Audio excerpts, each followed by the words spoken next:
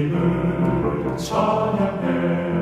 모든 사람 와서 주를 찬양해.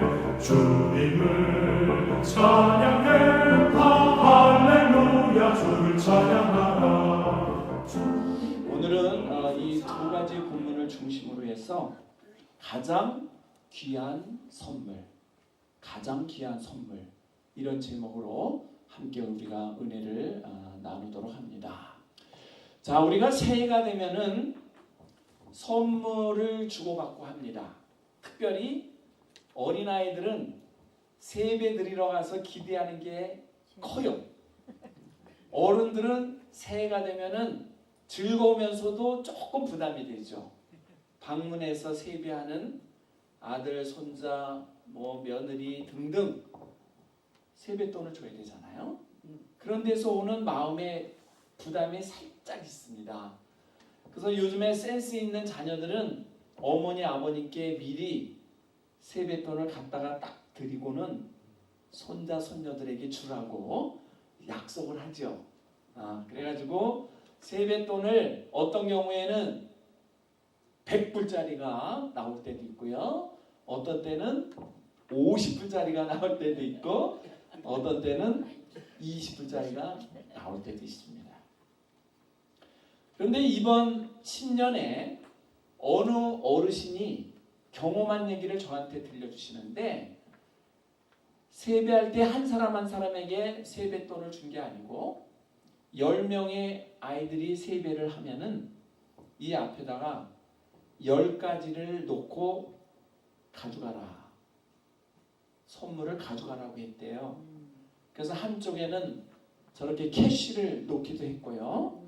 또 한쪽에는 이렇게 성경책, 할머니가 보시던 험한 성경책도 놨고 새로 산 이런 성경책도 놨고 또 예쁘게 포장된 선물도 놓고 해가지고 10개의 선물을 쭉 정리를 하고는 세배가 마친 다음에, 자, 이제 나이가 어린 아이부터 자기가 원하는 선물 하나씩 가져가세요 했더니요, 전부 다 와서 뭐부터 가져가려고 그래요?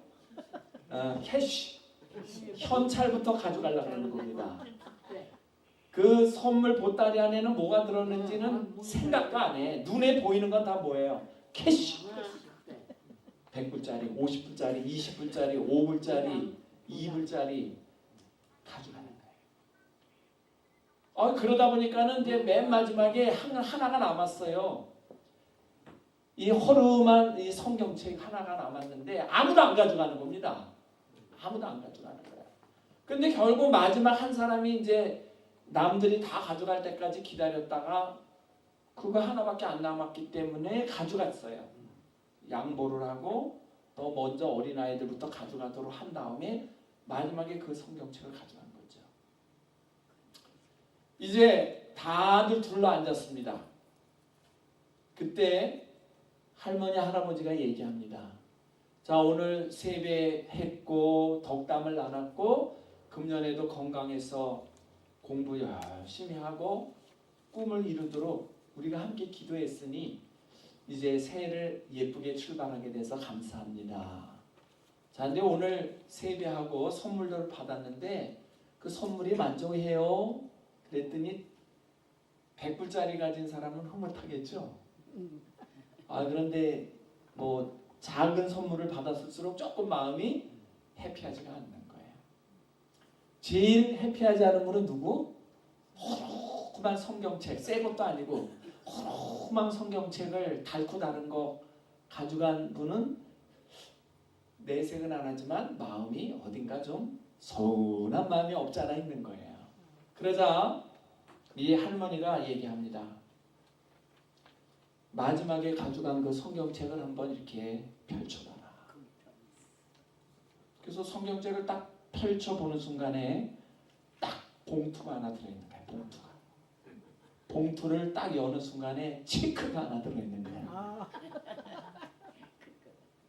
제일 많은 금액의 체크가 500불이라고 딱 써있는 겁니다.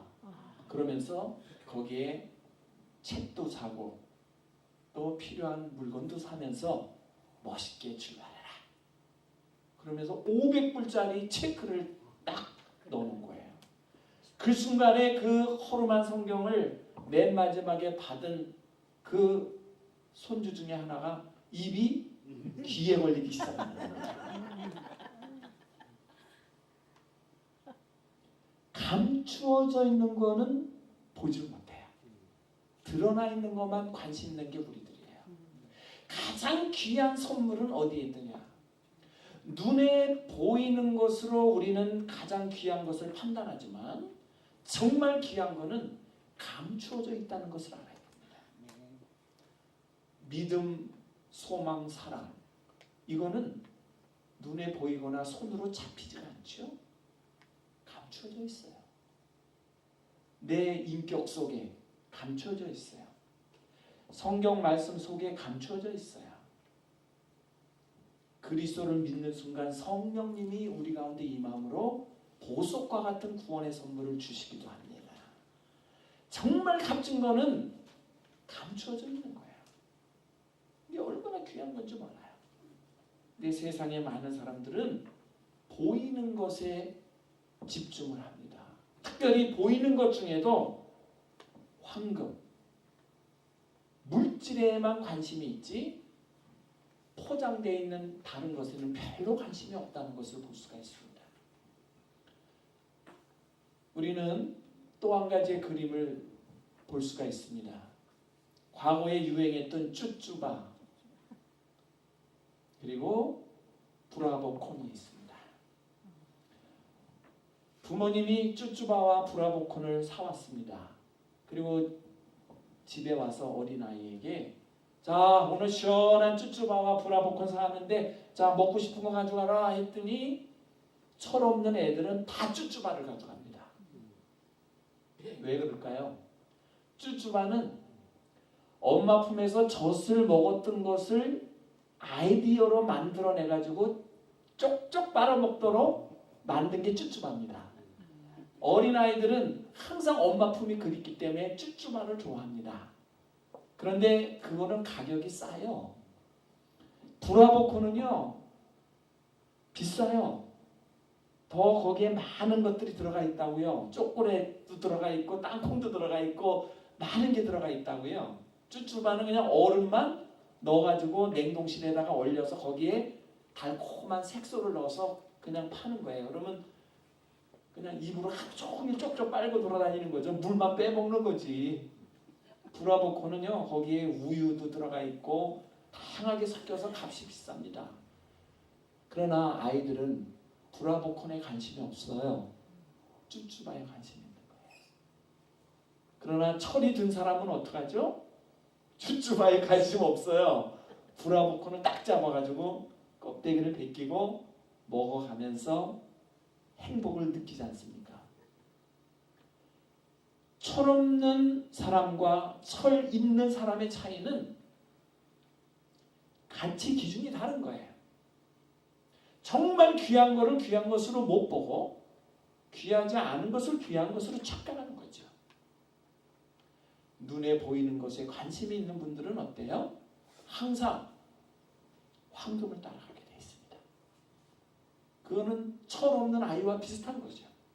그러나 철이 들고 성숙한 자는 내 눈에는 가시적으로 안 보이지만 감추어져 있는 더 값진 보화를 알기 때문에 그것을 따라가요. 감추어진 것을 기다리고 인내하면서 찾아가는 것을 볼 수가 있습니다.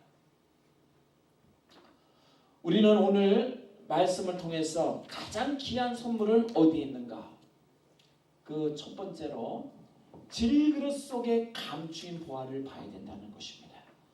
오늘 말씀 중에 고린도후서 4장 7절 보십시오. 같이 읽어봐요. 4장 7절 시작. 우리가 이 보배를 질그릇에 가졌으니 이는 심히 큰 능력은 하나님께 있고 우리에게 있지 아니함을 알게 하려 함이라. 아멘. 여기 보면 이 보배를 질그릇에 가졌으니 그랬어요. 질그릇에 담아놨단 말이에요. 그런데 4장 6절에 보면은 바로 그 질그릇 속에 담겨져 있는 보배가 예수 그리스도라고 기록하고 있습니다. 질그릇을 볼 때는 가치가 없어요. 흙으로 빚은 그릇이니까 가치가 없어요. 거기에 뭐가 담겼느냐를 볼 때 가치를 인정받는 거예요. 아무리 황금으로 만들어진 그릇일지라도 그 안에 쓰레기가 담겨져 있다면 그 그릇은 가치가 없는 거죠. 그러나 툭 치면 깨질 것만 같은 질그릇일지라도 그 안에 보배가 담겨 있다면 그거는 가치가 있는 그릇 아닙니까? 오늘 고린도후서 4장 10절이 말하죠. 보배를 질그릇 속에 가졌다고 했어요. 질그릇 속에 감춰져 있는 보화, 바로 예수 그리스도예요. 금년 한 해는 그 예수 그리스도와 동행하면서 그분이 왜 이 땅에 오셨고 왜 십자가에 달리셨으며 왜 사흘 만에 부활하시고 40일 만에 승천하셨는지를 다시 한번 생각하면서 성경이 말하고 있는 질그릇 속에 감추어 있는 보화, 나의 구주 예수 그리스도를 내 마음에 다시 한번 영접하며 확인하며 그분과 동행하는 희망찬 한 해가 되기를 축원합니다. 그것이 첫째예요. 한번 생각해 보십시오. 하나님께서 독생자 예수 그리스도를 우리에게 주셨어요.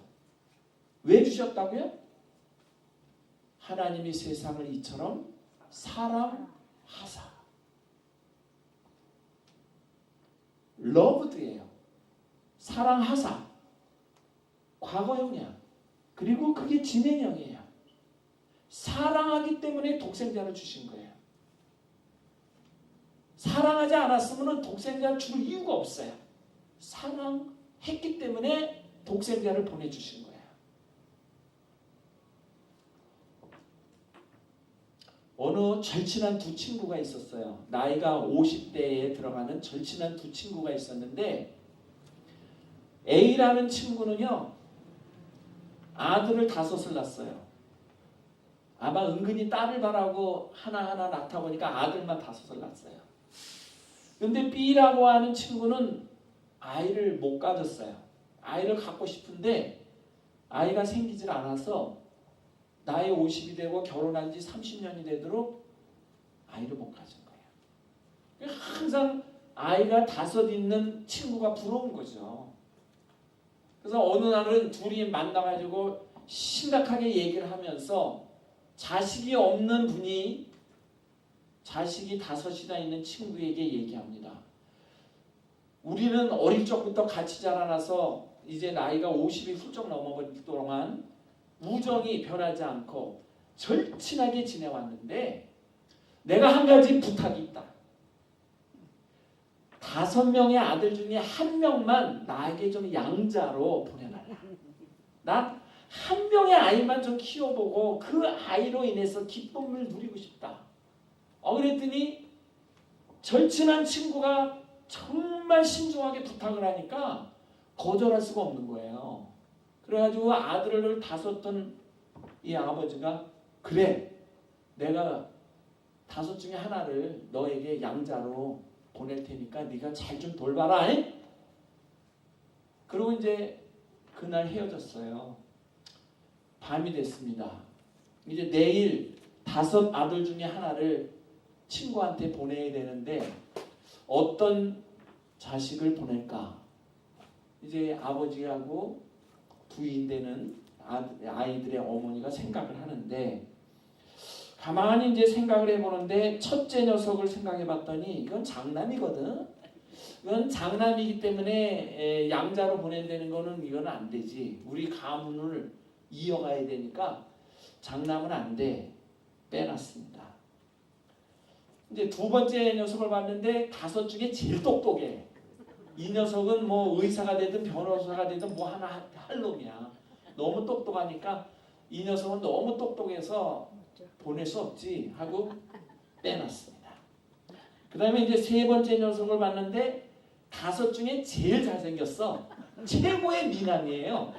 최고의 미남이니까 이렇게 잘난 놈을 내가 보낼 수 없지. 이 얼굴 하나로도 뭘 할 놈인데. 그래가지고 이제 셋째 놈을 또 빼놨어. 그 다음에 이제 넷째를 봤는데 얘가 이제 병이 좀 자주 걸리고 몸이 약해가지고 좀 비실비실해요. 그래서 이놈을 보내야 되겠다. 그 생각을 하고 봤는데 아이고 이거 부모 밑에서도 이렇게 맨날 병에 걸려가지고 병을 달고 다니고 힘들어하는 애를 양자로 보냈다가 얘가 더 약해지고 더 병에 시달리면 어떻게 해? 이렇게 약한 애를 내가 잘 돌봐서 건강하게 만들어야지. 그래가지고 제일 약하고 힘없는 넷째를 또 못 보내는 거죠. 그래서 얘도 안 돼. 그 다음에 이제 다섯째를 보내려고 했는데 이게 막내거든. 애가 너무 귀엽고 재롱을 떨고 애가 너무 재밌어. 하여튼 온갖 아양은 다 떠네. 그래서 아유 요렇게 귀엽고 이쁜 놈을 내가 어떻게 보내? 그래가지고 이제 다섯 번째도 못 보내겠는 겁니다. 그래가지고 그 다음날 다시 친구를 만났는데 여보게 내가 밤새 생각을 해봤는데 보낼 놈이 없네.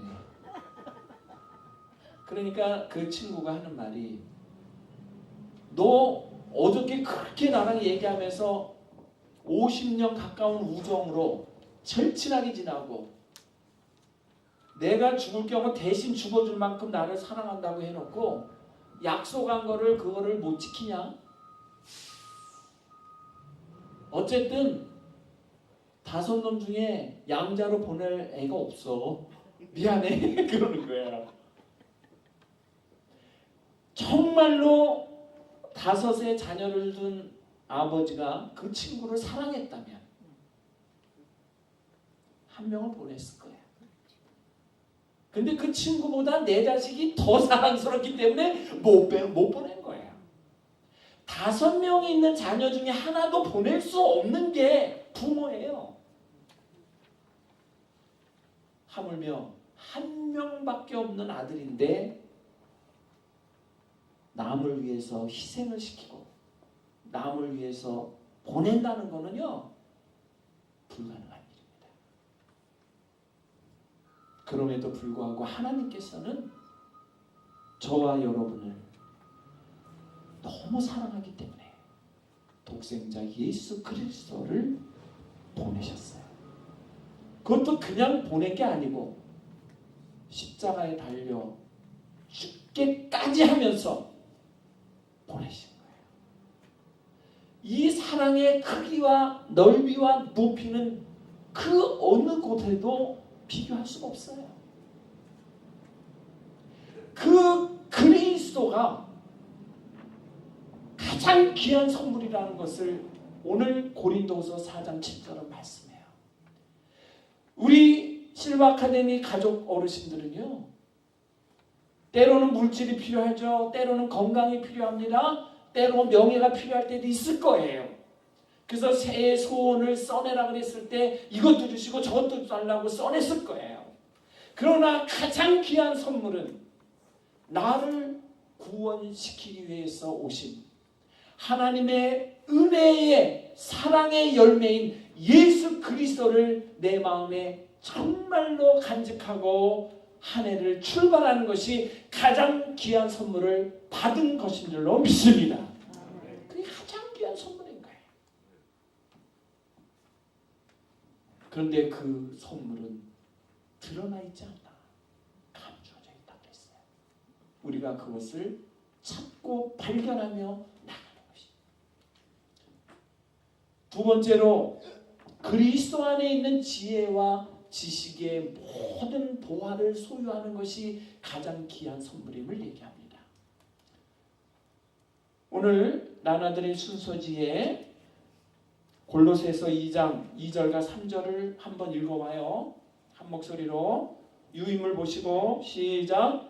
이는 그들로 마음의 위안을 받고 사랑 안에서 연합하여 확실한 이해의 모든 풍성함과 하나님의 비밀인 그리스도를 깨닫게 하려 함이니 그 안에는 지혜와 지식의 모든 보화가 감추어져 있느니라. 아멘.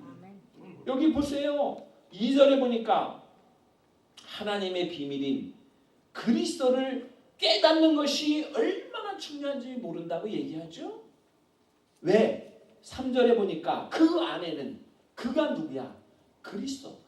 예수 그리스도 안에는 지혜와 지식의 모든 보화가 감추어져 있느니라 했습니다.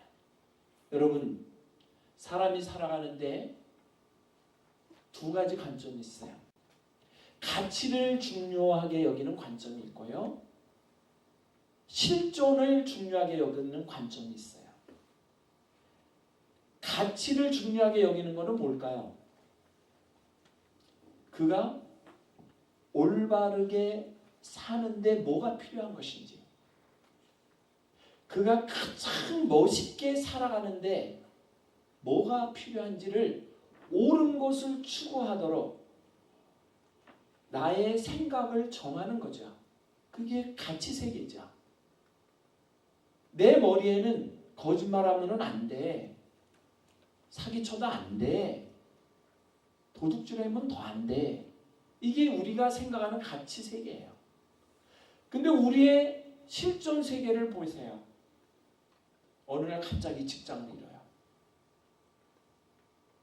어느 날 갑자기 몸이 아파서 병원에 가서 입원을 했는데 어마어마한 병원비가 청구가 돼요. 그 돈을 낼 수가 없어요. 그 순간부터 내 마음에 뭐가 찾아오는가? 두려움과 공포가 찾아와요. 부족함을 채우기 위해서 불법을 행하게 되고 부도덕한 행위를 하면서라도 나의 부족을 채우려고 하는 게 뭐예요? 실존에서 맞닥뜨리는 세계거든요. 내가 생각하는 가치는 있지만 실제 생활에서 그게 적용되기가 어렵다는 거예요. 오늘날 대기업의 총수의 자제분이 비행기를 자기 멋대로 돌려가지고 난리가 나서 구속 수감됐습니다. 그런 일이 왜 발생합니까? 내 머리의 가치에는 이미 떠난 비행기를 비상사태가 아닌데 돌린다는 것은 불법이에요. 그걸 알고 있어요. 알고 있는데 자기의 실존은 내가 회장의 딸이고 내 한마디면 못할 게 없어라는 뭐가 들어가 있죠?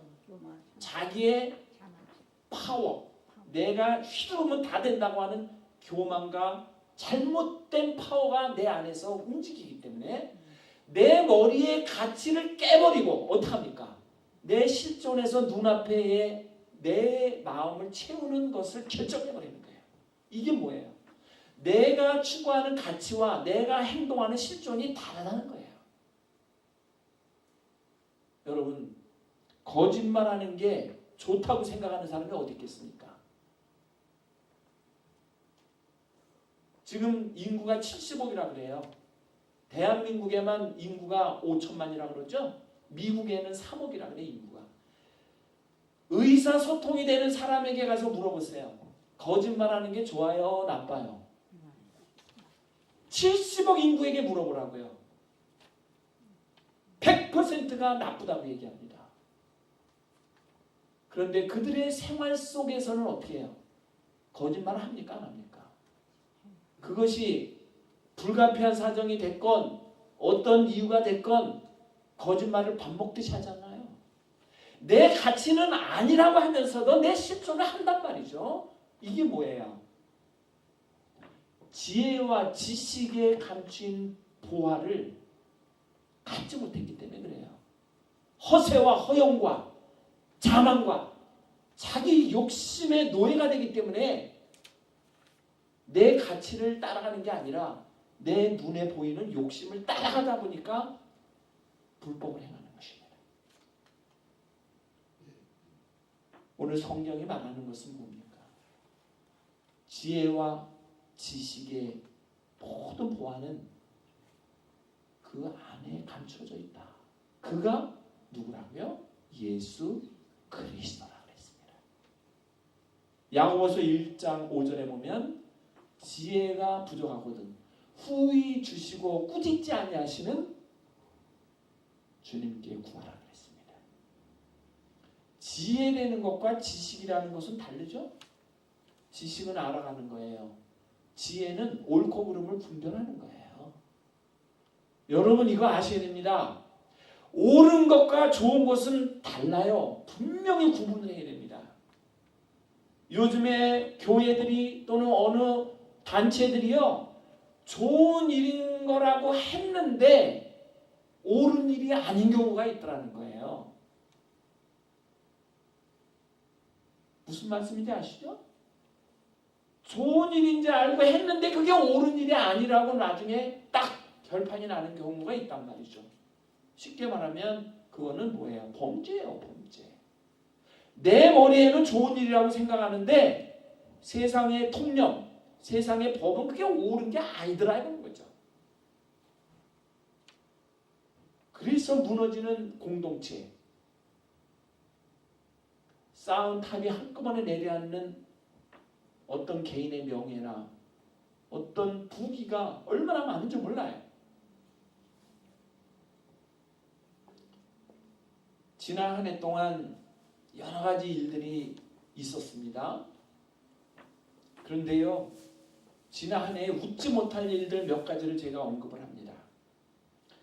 하버드 대학의 교수로 재직 중인 분이 음식값을 4불을 더 받았다고 그 음식점을 대상으로 해가지고요 12불을 변상하라고 소송을 걸었어요. 4불 더 받은 거에 대해서 12불을 변상하라고 소송을 걸었어. 그거는 뭘 의미하는 거냐? 자기가 누군가를 보여주겠다는 거예요. 내가 누군가를 보여주겠다는 겁니다.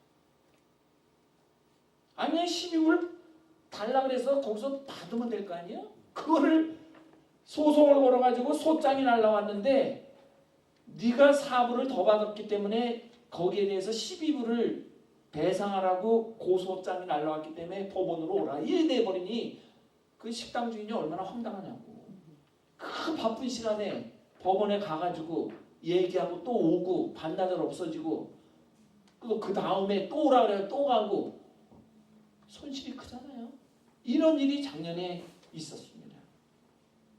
그런가 하면은 저 동부 지역에서 피어슨이라고 하는 전직 판사 하나가 한인이 운영하는 세탁소에 가가지고 바지 하나를 수선해달라고 맡겼다가 며칠 후에 왔는데 그게 분실돼서 없어진 거예요. 그러자 이 사람이 화가 나가지고 6,500만 달러를 배상하라. 법원에 소송을 낸 거예요. 자기가 판사 출신이니까. 6,500만 달러면은요, 이게 도대체 몇 억짜리입니까? 예? 650억을 내놓으라는 거야. 자기 바지 하나 없어졌다고. 이래가지고 이게 소송이 걸렸어요. 몇 년이 갔어요, 몇 년. 결국은 그 판사가 우스운 사람으로 결국은 그 재판은 그냥 이 세탁소 사람이 거기에 해당하는 것만 보상하고 끝내라 그래가지고 그건 뭐 100불 안에서 보상하면 끝나는 거거든요. 바지 하나 비싸봤자 얼마나 비싸겠어. 근데 자기가 판사였다는 것을 과신하기 위해서 법적으로 6,500만 불을 소송을 건 거예요.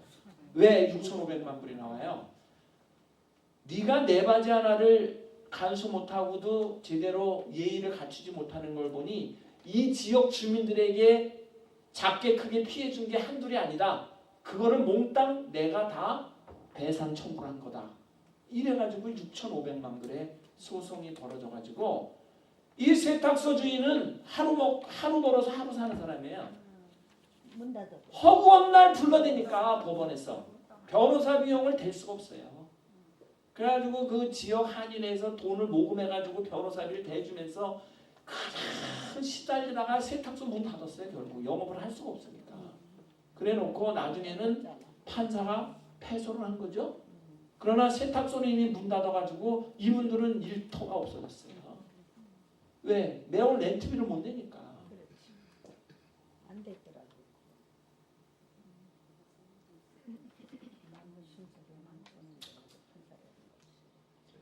참 안타까운 일들이 곳곳에서 일어났던 것을 우리가 기억하면서 왜 그런 일이 일어날까?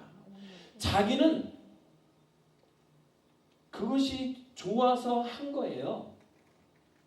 그런데 세상 법이나 통념에서는 옳지 않은 거예요. 그거는. 상식적으로 옳지가 않아요. 그렇기 때문에 결국 의미 없이 끝나는 일을 자꾸 저지르는 거예요. 우리의 삶 속에도 그런 일들이 종종 일어나고 있는 것을 발견하게 됩니다. 그리스도 안에 있는 지혜와 지식의 모든 보화. 이 지혜라는 게 소피아, 헬라어의 소피아라는 거예요. 지식도 중요하고 지혜도 중요합니다. 그러나 지식의 근본은 지혜가 돼야 돼요. 왜 그럴까요? 지혜라는 거는 옳고 그름의 분별하는 분별력이에요. 지식이라는 거는 내가 많은 것을 알고 머리에 담아가는 거예요. 두 개가 같이 가야 되는데 우선순위는 뭐가 돼야 됩니까? 지혜가 있어야 됩니다. 지혜가 있는 자가 지식을 쌓으면 어떻게 돼요? 옳은 곳으로 그 지식을 활용하고 남에게 유익이 되는 곳에 지식을 활용해요. 근데 지혜가 없는 자가 지식만 잔뜩 쌓으면 어떻게 되죠? 이것이 내 욕심으로 이용이 되다 보니까 항상 뭐가 생겨요? 불법이 나오게 돼 있는 거예요. 불법.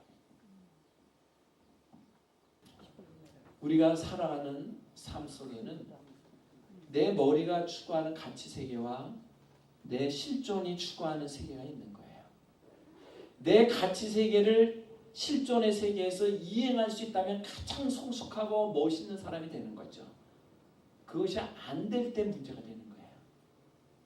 옳고 그름을 분별하는 능력이 있고 그 안에 지식이 들어올 때는 어떻게 돼요?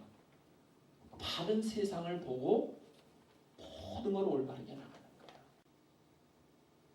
오늘 말씀의 결론은 가장 귀한 선물은 드러나 있는 것보다도 감추어져 있다는 것을 우리가 기억하십시오. 그리고 영적으로 가장 귀한 것을 추구하고자 하는 분들은 오늘 이 말씀이 얘기하는 것처럼 그 감추어져 있는 보화, 예수 그리스도 안에서 충분할 때 하나님은 금년 한 해 동안 영적으로 승승장구하는 은혜와 복을 내려주실 줄로 믿습니다. 그 은혜와 복이 딴 사람이 받으니까 어이구 부러워라 이러는 것이 아니라 내가 받음으로 내가 주인공이 되는 한 해가 되기를 축원합니다. 그 주인공으로 당당하게 살아가시고 하나님의 영광을 위해서 쓰임받으시고 하나님의 기쁨이 되시고 모든 이들에게 유익을 주는 한 해의 멋진 삶을 펼쳐가시는 우리 모든 실버 아카데미 어르신들 되기를 주님의 이름으로 축원합니다. 간절히 축원합니다. 기도하겠습니다.